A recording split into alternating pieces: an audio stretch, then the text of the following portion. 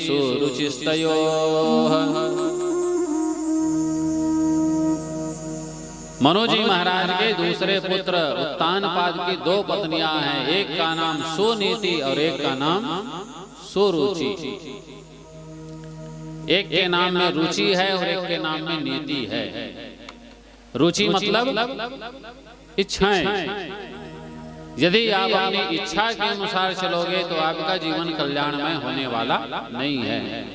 अब एक के नाम में नीति है, यदि आप नीति के अनुसार जीवन जियोगे तो आपका कार्य सिद्ध होगा, आपका मनुष्य देह धारण करना सिद्ध हो जाएगा, आपका यह शरीर लेना सफल हो जाएगा।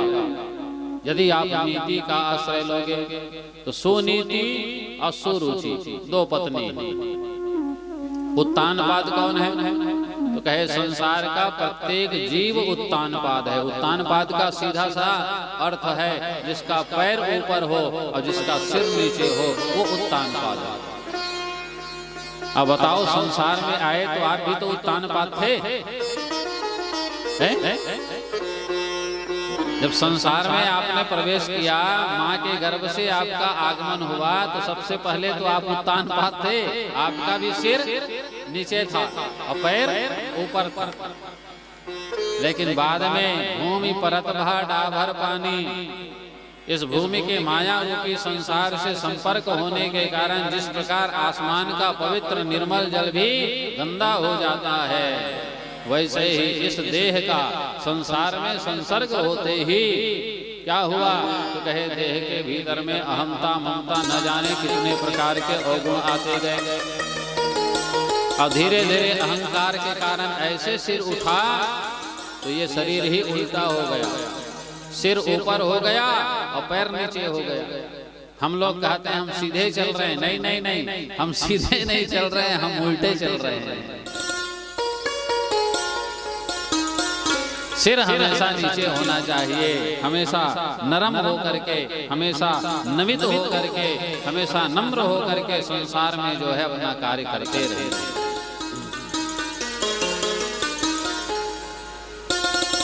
एक दिन की बात है, ध्रुव जी महाराज राजा उत्तानपाद की गोदी में बैठने के लिए राज दरबार में लालायित हो गए। बगल में जो है सौतेली माता बैठी हुई थी जिसका नाम सुरुचि। बालक ध्रुव का हाथ पकड़ के झटका दे दिया, गिरा दिया। रोता हुआ बालक ध्रुव आया माँ सुनीति के पास और रोते रोते कहने लगा, माँ छोटी माता ने मुझे धक्का दे करके परे धकेल दिया, धक्का दे दिया।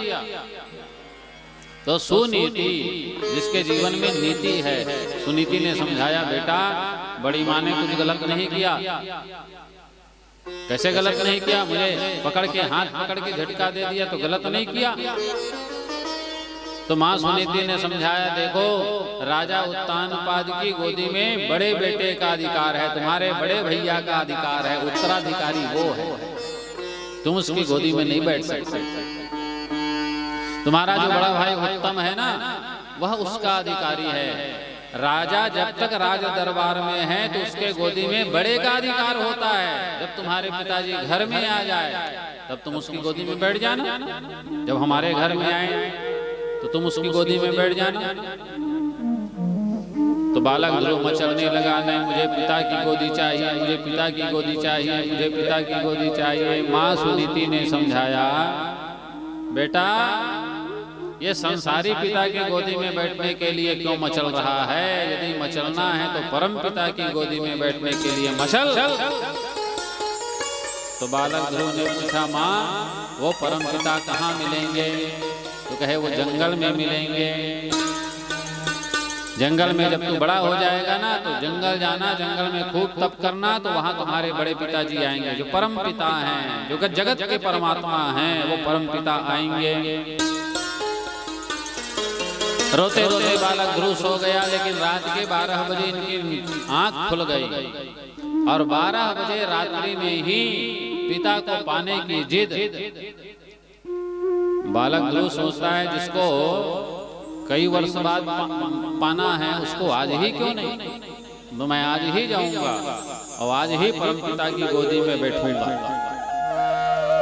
बालक ध्रुव जी महाराज जो है अपना घर द्वार छोड़ करके निकल गए। घर द्वार सब कुछ त्याग दिया। घर द्वार सब कुछ त्याग करके बालक ध्रुव जी महाराज मधुवन में चले आए। और मधुवन में ही इनकी मुलाकात नारद जी महाराज से हुई। नारद जी महाराज इनको गुरु के रूप में प्राप्त हुए। देखिए हम लोग संसार में गुरु ढूंढते हैं, लेकिन नारद जैसा कोई गुरु जी इस संसार में चेला भी ढूंढ रहा है। नारद जैसे कोई गुरु जी होते हैं, वो ढूंढते हैं कहे कोई हमको एक भक्त ध्रुव जैसा चेला मिल जाए, प्रहलाद जैसा चेला मिल जाए। हम लोग तो गुरु जी की को ढूंढ रहे हैं, लेकिन नारद जैसे है ना जो संत महात्मा हैं, वो भगत ध्रुव जैसा कोई शिष्य तलाश कर रहे हैं। तो जैसे ही बालक ध्रुव को देखा, नारद जी महाराज ने दूर से देखा, ओहो तेज क्षत्रियाणाम मानभंगम मृष्यताम्। इस बालक का तेज देख करके ऐसा लगता है कोई क्षत्रिय कुल का बालक है। कौन है ये? बालक ध्रुव जी महाराज भगवान को दर दर ढूंढ रहे हैं। कहाँ मिलेंगे परमपिता, कहाँ मिलेंगे परमपिता, कहाँ मिलेंगे परमपिता। भगवान परमपिता को याद कर रहे हैं। गले से लगा लो ना कि तेरे बिना कोई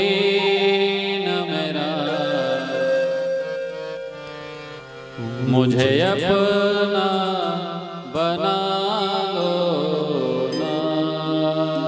गले से लगा लो ना ओ कान्हा, गले से लगा लो ना।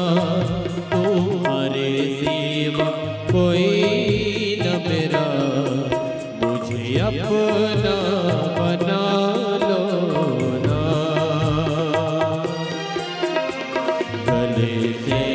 लगा लो ना ओ कान्हा, गले से लगा लो ना। तुम्हारे सिवा कोई न मेरा, मुझे अपना बना लो ना, मुझे अपना बना लो ना।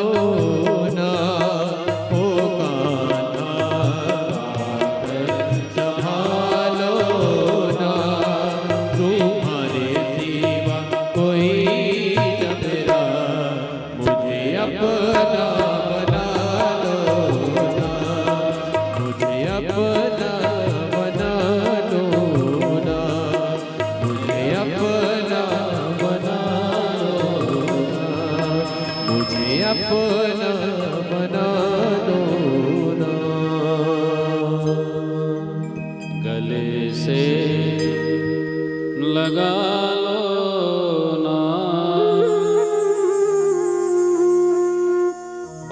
पंचवर्षेन लालयेत, कहते हैं 5 वर्ष का पुत्र लालन का अधिकारी है, लेकिन 5 वर्ष का छोटा सा ध्रुव मधुबन में प्रवेश किया, भगवान को पुकार रहा था। तो नारद जी महाराज गुरु के रूप में आए, कृपा किए, एक मंत्र दिया, ओम नमो भगवते वासुदेवाय। और 5 वर्ष का छोटा सा बालक केवल 6 महीने भगवान का तप किया, 5 महीने तो तप किया, 6ठे महीने भगवान स्वयं प्रकट हो गए। 5 महीने तक भगवान का तप किया तो भगवान प्रकट हो गए, और भगवान स्वयं जो है इनके सामने प्रकट हुए। एक एक महीना करते करते इसने अपनी तपस्या बढ़ाई, सभी प्रकार के आहार का त्याग करके ध्रुव जी महाराज की तपस्या 5 महीने में पूरी हुई। पहले महीने इन्होंने फल फूल त्याग दिया, दूसरे महीने इन्होंने पत्ते खाना छोड़ दिया, साग भाजी खाना छोड़ दिया, तीसरे महीने इसने जल पीना छोड़ दिया, चौथे महीने इन्होंने वायु का परित्याग कर दिया, और 5वां महीना जब पूर्ण हुआ तो वायु का परित्याग करने के बाद जब इन्होंने अपने प्राण वायु, संसार की प्राण वायु अपने भीतर में समा ली, तो पूरे संसार की प्राण वायु जब ध्रुव जी के भीतर में समा गई तो सारे संसार में हाय तौबा होने लगी, सब हाहाकार होने लगे। देवता, सारे देवता घबरा के पहुंचे भगवान के पास, कहे महाराज ध्रुव जी को दर्शन दो। तो भगवान ने थोड़ा विनोद किया, कहे भाई तुम तो पहरेदार बन करके खड़े हुए हो ध्रुव के सामने, कि ध्रुव बालक है, ध्रुव को बालक समझ करके भगवान इनको जल्दी दर्शन न दे दे, कहें तो 2-4 साल प्रतीक्षा कर लें। तो देवताओं ने कहा महाराज 2-4 साल की बात तो बहुत दूर है, 2-4 घंटे भी आपने विलंब किया ना तो सारा संसार जल करके भस्म हो जाएगा। आप जितनी जल्दी हो सके ध्रुव जी महाराज को दर्शन दीजिए। और भगवान नारायण ध्रुव को दर्शन देने के लिए मधुबन में आए। उस समय ध्रुव जी महाराज जब भगवान नारायण ध्रुव जी महाराज को दर्शन देने के लिए वहां पर मधुबन में आए, ध्रुव जी महाराज की तपस्या चल रही थी। ओम नमो भगवते वासुदेवाय, ओम नमो भगवते वासुदेवाय। तो ध्रुव जी महाराज के आंख खूब बंद हैं, तो भगवान आ गए, खड़े हो गए। अब कहे बेटा आंख खोल, बेटा आंख खोल, बेटा की आंख खुलता ही नहीं है। तो भगवान ने क्या किया, भगवान ने फिर ध्रुव जी महाराज के भीतर में जो अपनी छवि थी उस छवि को भगवान ने बाहर खींच लिया, क्योंकि जो भक्त अपने भीतर में भगवान को देख रहा है उसे बाहर के भगवान से लेना देना नहीं है। तो जब भगवान बाहर निकल गए तो ध्रुव जी महाराज घबराए, कहाँ गए? और आंख खोले तो सामने पाया, जिसको अभी तक भीतर में देख रहा था वही सामने खड़े हैं। लेकिन कहते हैं ध्रुव जी महाराज एक अक्षर पढ़ा नहीं है, श्लोक गाए कैसे, स्तुति करे कैसे, प्रार्थना करे कैसे? तो यो भविष्यवाचमिमां प्रसुप्ता, ध्रुव जी महाराज ने ये श्लोक गाया है, मगर कब गाया है? जब भगवान नारायण ने अपने संग का स्पर्श ध्रुव जी महाराज के कपोल से किया। तो पढ़ा लिखा नहीं है ध्रुव जी महाराज, ये ईश्वरीय ज्ञान है, ईश्वरीय प्रभुता है। जैसे ही संघ का स्पर्श हुआ भगवान नारायण के, ध्रुव जी महाराज के वाणी से निकल रहा है यो भविष्यमवाचमिमां प्रसुप्ता संजीवयत्यखिल शक्तिधर स्वधाम्ना अन्यास्य हस्तचरण श्रवण त्वगादिन् प्राणान् नमो भगवते पुरुषाय तुभ्यम्। भगवान से प्रार्थना कर रहे हैं कि महाराज मेरी वाणी में वो सामर्थ्यता नहीं है कि मैं आपका गुणगान करूं। मैं तो अधम यह शरीर देह का धारण करके संसार में आया, लेकिन आपकी अनन्य कृपा, आपके हस्त कमल मुझे प्राप्त हो रहे हैं, आपके संग का स्पर्श मुझे प्राप्त हुआ, आपका दर्शन मिला, मेरा जीवन धन धन्य हो गया। और जा पर कृपा राम कह होई, ता पर कृपा करे सब कोई। भगवान नारायण की कृपा ध्रुव के जीवन में हुई तो ध्रुव जी महाराज को भगवान ने बढ़िया सुंदर आशीर्वाद दिया है, तुम अभी अवध जाओ, अवध में राज्य करो। तो 36,000 वर्ष तक ध्रुव जी महाराज ने अवध में राज किया। ध्रुव जी महाराज की कथा 5 अध्यायों में श्रीमद् भागवत में लिखी गई। 5 अध्याय में ध्रुव जी महाराज की कथा। ध्रुव जी महाराज भगवान नारायण की कृपा से इनको धन की प्राप्ति हुई। भगवान जीव को जीवन में बहुत सारे माध्यम से धन मिलता है, कहे स्वयं के पुरुषार्थ से धन मिलता है, मेहनत करने से, स्वयं के पुरुषार्थ से धन मिलता है। दूसरी गुरु कृपा हो जाए तो धन मिलता है। गुरु ने बढ़िया पढ़ा लिखा दिया, कोई इंजीनियर बन गया, कोई शिक्षक बन गया, कोई पटवारी बन गया, कोई है ना, कोई कुछ बन गया, कोई कुछ बन गया, तो ये क्या है? तो कहे गुरु कृपा है। तो पुरुषार्थ से, गुरु कृपा से किसी को पैतृक संपत्ति मिल जाता है, लबालब हो जाता है, किसी को प्रारब्ध से धन मिलता है, खड़ा हुआ कोई खजाना मिल जाए, है ना भाई। लेकिन सबसे बेस्ट, सबसे अच्छा क्या है? तो कहे ध्रुव जी महाराज को जो धन मिला है ईश्वर कृपा से प्राप्त हुआ है। ईश्वर कृपा से जो धन मिले वह शाश्वत माना गया है, वो धन कभी समाप्त नहीं होता। और सारे धन समाप्त हो जाए मगर ईश्वर से प्राप्त जो धन है वो कभी भी क्षीण नहीं होता, वो कभी भी समाप्त नहीं होता। इसलिए ईश्वर के ऊपर भरोसा रखें और सत् कार्य करते हुए ईश्वर की कृपा से जो धन प्राप्त हो रहा है उस धन के ऊपर भरोसा रखें।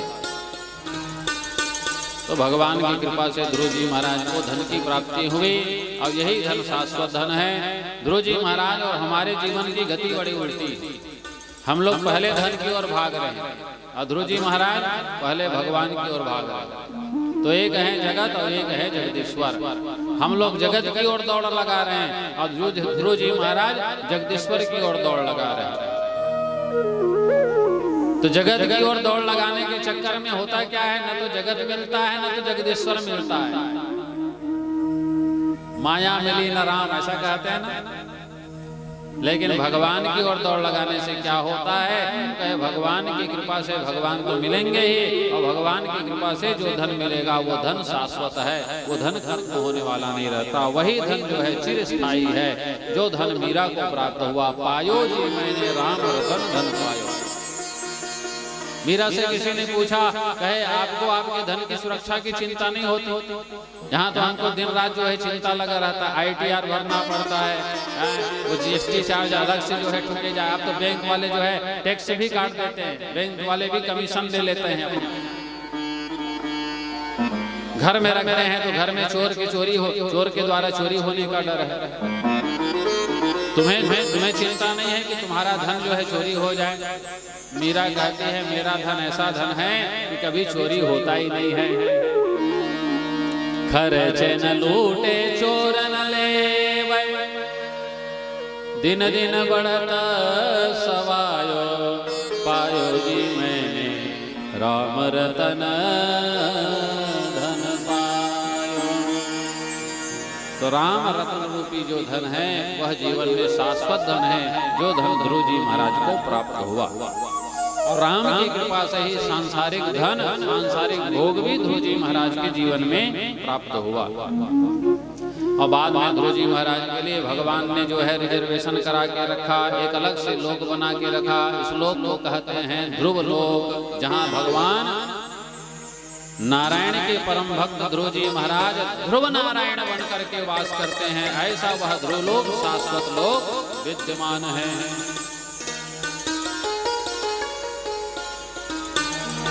36,000 वर्ष ध्रुव जी महाराज ने राज्य किया। बाद में मृत्यु के देवता विमान लेकर के आए। ध्रुव जी महाराज बोले कि महाराज विमान में बैठिए, तो ध्रुव जी महाराज ने बैठने से इंकार कर दिया। कहे आपके विमान में तभी बैठूंगा जब मेरी मैया को आप बिठाओगे। तो मृत्यु के देवता भी ध्रुव जी महाराज को साष्टांग प्रणाम करते हैं। महाराज धन्य है आपके जैसा बेटा। कहे महाराज जैसे जिस कुल में आपके जैसा कोई बेटा हो जाए उसकी माँ को सोचना नहीं पड़ता। महाराज पहले से देखो एक विमान जा रहा है वो, और उसमें पहले से आपकी मैया बैठ करके भगवान के धाम जा रही। तो महाराज दूसरे नंबर का विमान है जो लेकर के आए हैं, आप इसे स्वीकार करो महाराज। ध्रुव जी महाराज दूसरे विमान में बैठते हैं, लेकिन कैसे बैठते हैं? मृत्यु के देवता ने ध्रुव जी महाराज से कहा महाराज हम आपको मारें ये हमें सामर्थ्य नहीं है, एक काम करिए हम आपको लेने के लिए हम आप आए हैं, हमारी औकात नहीं है कि हम आपको लेकर के जाएं। महाराज आपसे प्रार्थना है आप ही हमें स्वीकार करिए। तो पहला चरण ध्रुव जी महाराज ने मृत्यु देवता के सिर में रखा और दूसरा चरण विमान में रखा, और इस तरह से ध्रुव जी महाराज वैकुंठ भ्रमण करते हैं। सारे देवता पुष्पवृष्टि करते हैं। बोल वृंदावन बिहारी लाल की जय, सावले सरकार की जय। इसलिए कहते हैं देखो भगवान के नाम की कितनी सुंदर महिमा है। ध्रुव जी महाराज का जो आज उत्थान हुआ इसमें माँ का परम उत्कर्ष है, माँ का सहयोग है, इसलिए माँ को पहले विमान मिला।